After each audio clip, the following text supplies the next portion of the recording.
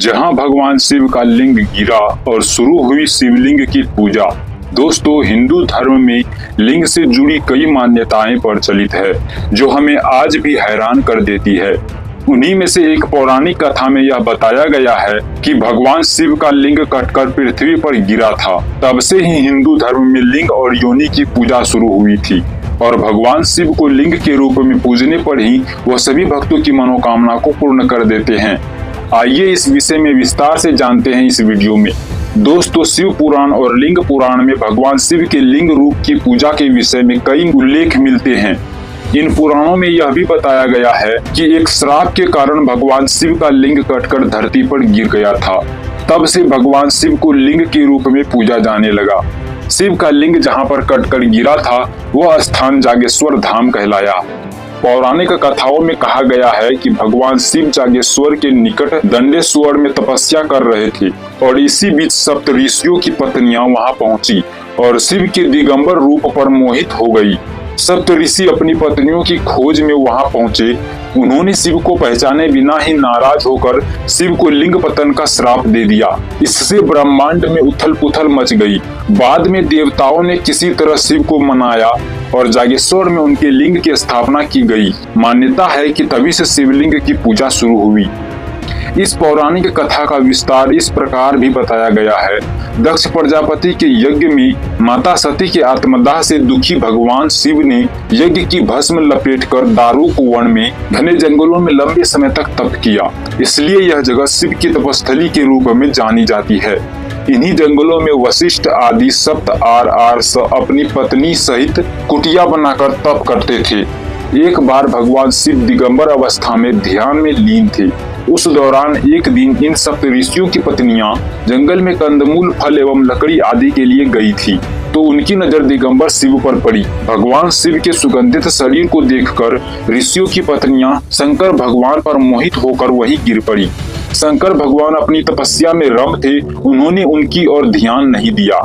जब वे सब पूरी रात कुटिया में वापस नहीं आई तो सुबह ऋषिगण उन्हें ढूंढने निकले।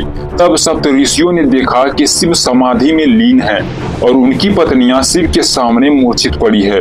तो उन्हें लगा कि भगवान शिव ने उनकी पत्नियों के साथ व्यभिचार किया है और इस आशंका में वे भगवान शंकर को शाप दे बैठे और बोले कि तुमने हमारे पत्नियों के साथ व्यभिचार किया है, अतः तुम्हारा लिंग तुरंत तुम्हारे शरीर से अलग होकर गिर जाए। भगवान शिव ने नेत्र खोलते हुए बोले कि आप लोगों ने मुझे संदेहजनक परिस्थितियों में देखकर अज्ञानता के कारण ऐसा किया है, इसलिए मैं इस श्राप का विरोध नहीं करूंगा। मेरा लिंग स्वतः गिरकर इस स्थान पर स्थापित हो जाएगा। तुम सभी सप्त आर्षि भी आकाश में तारों के साथ अनंत काल तक लटके रहोगे। लिंग के शिव से अलग होते ही पूरे संसार में कोहराम मचने लगा। ब्रह्मदेव ने संसार को इसके प्रकोप से बचाने के लिए ऋषियों को मां पार्वती की उपासना करने के लिए कहा। ब्रह्मदेव जानते थे कि शिव के इस तेज को मां पार्वती ही धारण कर सकती है। ऋषियों ने मां पार्वती की उपासना की। पार्वती ने योनि रूप में प्रकट होकर शिव के लिंग को धारण किया। इस प्रकार शिवलिंग की स्थापना हो गई। पौराणिक मान्यताओं के अनुसार सबसे पहले शिवलिंग का पूजा जागेश्वर से ही प्रारंभ हुआ। मानसरोवर की यात्रा पर निकलने वाले यात्री इस धाम की अर्चना करके आगे बढ़ते हैं। यहाँ करीब 200 से ज्यादा मंदिर है। जागेश्वर धाम अल्मोड़ा से 29 किलोमीटर दूर देवदार के घने जंगलों के बीच बसा हुआ है।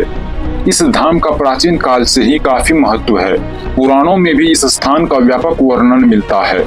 यह धाम उत्तर भारत के प्रमुख शिव मंदिर के रूप में प्रतिष्ठित है। मान्यता है कि यहाँ पर शिव जागृत रूप में विद्यमान है, जहाँ लिंग रूप में शिव पूजन की परंपरा सबसे पहले आरंभ हुई।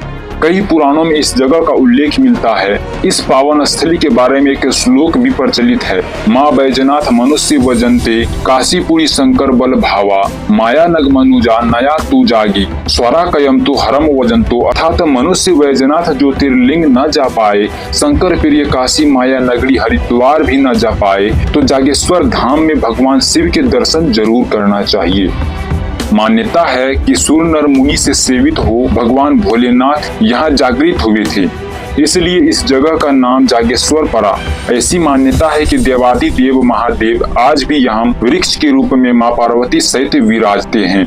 देवदार के घने वृक्षों से घिरी यह घाटी एक मनोहारी तीर्थ स्थल है। मान्यता है कि भगवान शिव पार्वती के युगल रूप के दर्शन यहाँ आने वाले श्रद्धालुओं मंदिर परिसर में स्थित नीचे से एक और ऊपर से 2 शाखाओं वाले विशाल देवदार के वृक्ष में करते हैं। यह बहुत प्राचीन पेड़ बताया जाता है। यह भी सत्य है कि भगवान शिव ही एकमात्र देवता हैं जिन्होंने सदैव मृत्यु पर विजय पाई है। मृत्यु ने कभी भी शिव को पराजित नहीं किया, इसी कारण उन्हें मृत्युंजय के नाम से पुकारा गया। जागेश्वर धाम के मंदिर समूह में कई विशाल एवं सुंदर मंदिर महामृत्युंजय महादेव जी के नाम से विख्यात है। जागेश्वर में लगभग 250 छोटे बड़े मंदिर हैं। जागेश्वर धाम के इस मंदिर में 124 मंदिरों का एक समूह है जो अति प्राचीन है। इसके 4-5 मंदिरों में रोज पूजा अर्चना होती है। सबसे विशाल तथा प्राचीनतम महामृत्युंजय शिव मंदिर यहाँ का प्रमुख मंदिर है। इसके अलावा जागेश्वर धाम में भैरव माता पार्वती, केदारनाथ हनुमान, मृत्युंजय महादेव, माता दुर्गा के मंदिर भी विद्यमान हैं। इनमें 108 मंदिर भगवान शिव का जबकि 16 मंदिर अन्य देवी देवताओं को समर्पित है। महामृत्युंजय, जगन्नाथ, पुष्टि देवी व कुबेर के मंदिरों को मुख्य मंदिर माना जाता है। स्कंद पुराण, लिंग पुराण, मार्कंडेय आदि पुराणों में जागेश्वर की महिमा का बखूबी से विख्यात किया गया है। दोस्तों, ऐसे नए नए रहस्यों को जानने के लिए और महादेव के जन्म अवधि को जानने के लिए हमारे साथ जुड़े रहे। वीडियो अच्छी लगे तो वीडियो को लाइक और चैनल को सब्सक्राइब जरूर कर ले और कमेंट में हर हर महादेव जरूर लिखे। धन्यवाद दोस्तों।